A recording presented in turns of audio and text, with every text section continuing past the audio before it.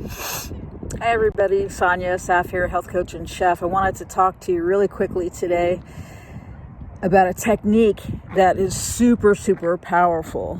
My channel is here for all folks that have been diagnosed with ADHD. It's a health and wellness channel to support you on your journey. So the technique. So I'm not sure if you are familiar with the phrase opposite action. It is a term, a term to describe a behavior, a way of dealing with something in therapy, DBT therapy. I think, I'll get into that at a different point. But anyway, the whole premise is really simple. So it's called opposite action. That's the name of. That's what we're calling this behavior. And it simply is this. I know, and I'll use myself as an example. On a day-to-day basis with executive function skills, I put up resistance, right? It's just, dread, I could feel it in my body as soon as I think of, whatever that thing is. If it's opening up mail, if it's whatever it is, getting out of bed, whatever it is, I feel it in my body. And I have a sense of dread. So what opposite action talks about and is suggesting is that as soon as you feel that familiar feeling of dread or whatever, do the opposite. In other words, don't respond to your feelings. If your initial reaction to getting out of bed is dread, right away get up. Use your resistance as a trigger response for the opposite action. It's powerful, it's huge, it's a big deal. This is what I'm going to say though, okay?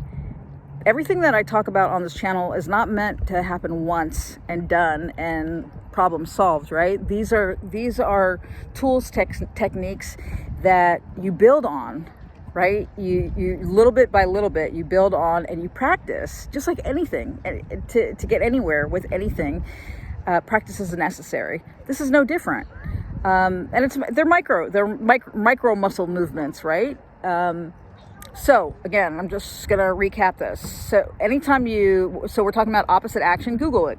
Look up, it's a therapeutic term, opposite action, and you'll get examples and all that kind of good stuff.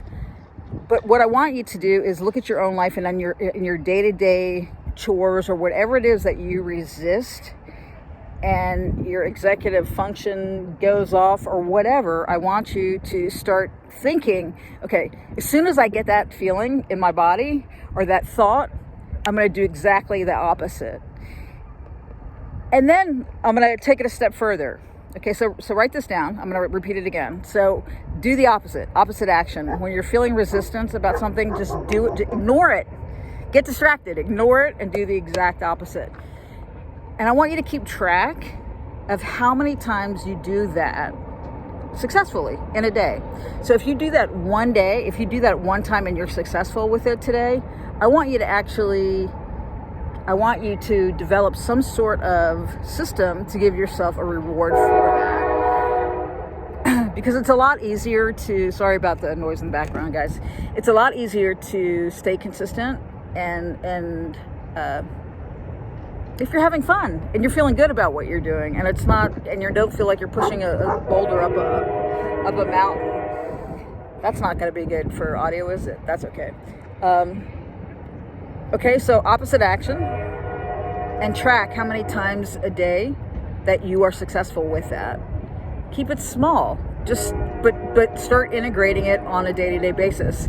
Over time, just imagine, once you have that mastered, what you'll be able to accomplish. And more importantly, not even about what you can accomplish, that's important too for your self-esteem, but really how you see yourself and how you function in the world, right? Because at the end of the day, all that really matters is how we see ourselves, because how we see ourselves is what we project onto the world. And how I want you to see yourself is in the best light possible, right? That's the whole idea here. Okay, guys, have a great Saturday, and I'll see you tomorrow. Bye.